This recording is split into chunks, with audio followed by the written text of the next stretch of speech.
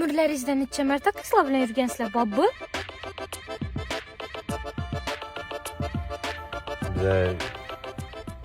Qizlar bilan yuradigan qizlar bolalardan emasmiz, Pari, uni ishlatmayapmiz biza.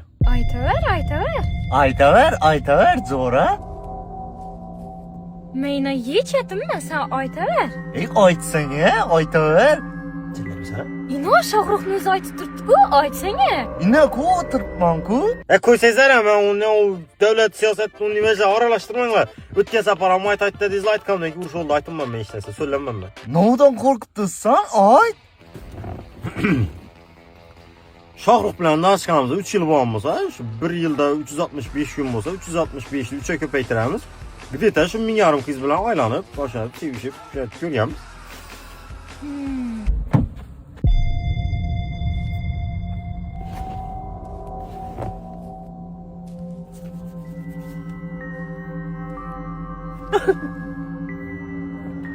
Shohrux, men bu kim esan? Bu sun'iy intellekt edi. Hamma gapni aytdim dema lekin. Aytdim. Hem meni haromatasini olsin.